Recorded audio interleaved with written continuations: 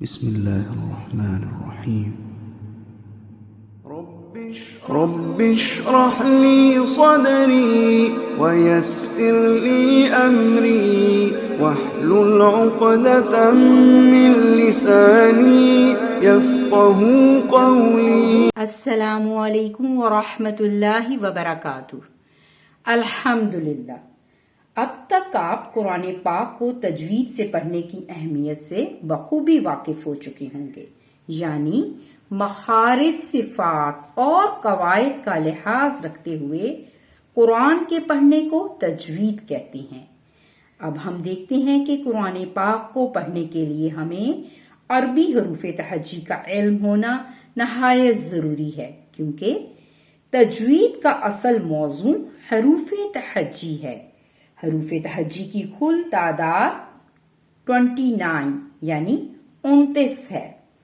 اب آپ اس بات کو اس طرح سے سمجھیں کہ کسی بھی عمارت کی پختگی کے لیے اس کی بنیادوں کا مضبوط ہونا نہایت ضروری ہے. اگر بنیادیں مضبوط نہیں ہوں گی تو وہ عمارت پختہ نہیں ہوگی.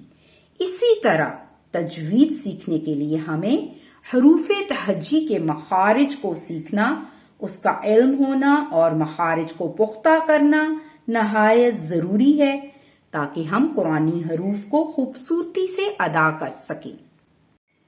تجوید میں سب سے پہلے مخارج کا بیان آتا ہے. مخرج وہ مقام ہے جہاں سے کسی مخصوص حرف کی آواز نکالی جا سکے تاکہ اس حرف کو دوسرے حرف سے الگ کیا جا سکے. یعنی آسان لفظوں میں حرف کے نکلنے کی جگہ کو مخرج کہتے ہیں اور اس کی جمع مخارج ہے. اب ہم دیکھتے ہیں کہ حلق، زبان، منہ کا خلا، ہونٹ، خشیوں یعنی ناک کا بانسا، یہ 5 مقام ہیں جن میں 17 جگہیں ایسی ہیں جہاں سے یہ 29 حروف تہجی ادا ہوتے ہیں. ان کو اصول مخارج کہتے ہیں. آگے ہم ان کی ڈیٹیل دیکھتے ہیں.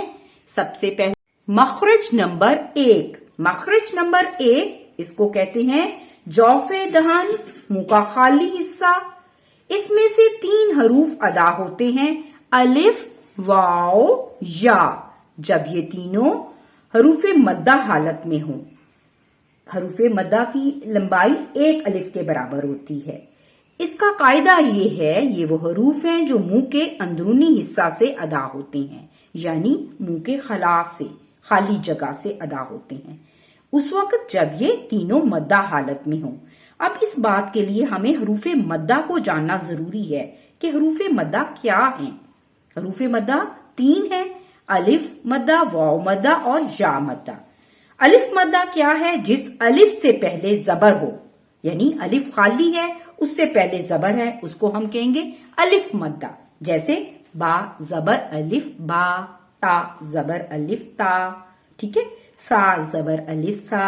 اسی طرح قرآن پاک کی مثال دیکھیں، میم زبر الف ما، لام زیر مالی کی، اس میں ما حروف مدہ ہے. حاسدن میں ہا زبر الف ہا حروف مدہ ہے. ٹھیک ہے. اب اس کے بعد ہم دیکھتے ہیں واو مدہ کیا ہے. جس واو ساکن سے پہلے پیش ہو اس کو واو مدہ کہیں گے. با پیش واو ساکن بو، تا پیش واو ساکن تو. اسی طرح تمام حروف تہجی آپ اس کے ساتھ لگا سکتے ہیں جس میں واو ساکن ہو اور اس کے پہلے کوئی بھی حرف آ جائے. قرآنی مثال میں ہم دیکھتے ہیں اعوذ، اس میں آئین پیش واو ساکن او، حروف واو مدہ ہے. ٹھیک ہے. اس کی لمبائی 1 الف کے برابر ہوگی. اور اس کے بعد ہم دیکھتے ہیں یا مدہ کیا ہے. جس یا ساکن سے پہلے زیر ہو اس کو یا مدہ کہلائے گی. جیسے با زیر یا ساکن بی، تا زیر یا ساکن تی، سا زیر یا ساکن سی. اب قرآنی آیات میں دیکھیں رحیم، اس میں ہا زیر یا ساکن ہی، یہ کیا ہے؟ حروف مدہ ہے، یائے مدہ ہے. یہ حروف جو ہیں ان کو ہم حروف ہوائیہ بھی کہتے ہیں کیونکہ ان کو حرکت دیتے ہوئے زبان کسی کے ساتھ نہیں لگتی، نہ ہی دانتوں کے ساتھ، نہ حلق کے ساتھ لگے گی بلکہ ان کی آواز ہوا پر تمام ہوگی. ٹھیک ہے. اب جیسے با، بو، بی، آپ یہ دیکھ رہے ہیں جب یہ آپ ادا کر رہے ہیں ہوا پر منہ میں آواز جو ہے ہوا سے نکل رہی ہے اور اسی ہوا پہ ہی تمام ہو رہی ہے. اس میں کوئی دانت یا کوئی اور چیز نہیں ہماری لگ رہی. اب آپ اس بات کو یاد رکھیں کہ حروف ہوائیہ 3 ہیں. ٹھیک ہے. الف مدہ، واو مدہ اور یا مدہ. ٹھیک ہے. اور اس کا قاعدہ یہ ہے جب یہ مدہ حالت میں ہوں گے تو منہ کے اندرونی خلا سے ادا ہوں گے. یہ آج کے لیے اتنا ہی کافی ہے. آج ہم نے مخرج نمبر 1 سیکھا ہے. انشاءاللہ آئندہ ہم باقی مخارج کو ڈیٹیل سے کریں گے. آج کے لیے آپ کا ہوم ورک یہ ہے کہ آپ نے قرآنی آیات میں سے حروف مدہ کی مثالیں ڈھونڈنی ہیں. تقریباً 10 الف مدہ کی، 10 واو مدہ کی اور 10 یا مدہ کی، تاکہ آپ کو پہچان ہو سکے کہ حروف مدہ کیا ہیں. ٹھیک ہے. آپ نے ان تینوں کو آپ نے قرآن پاک میں ڈھونڈنا ہے اور اپنی نوٹ بک میں درج کرنا ہے تاکہ آپ کو ان کی پہچان ہو سکے اور ان کو ادا کرنے کا طریقہ بھی آپ کو یاد رہے. یہ اتنا ہی کافی ہے. اللہ تعالیٰ ہماری اس کوشش کو قبول فرمائے. اللہ تعالیٰ ہمیں بہترین قرآن پڑھنے والوں میں سے بنا دے.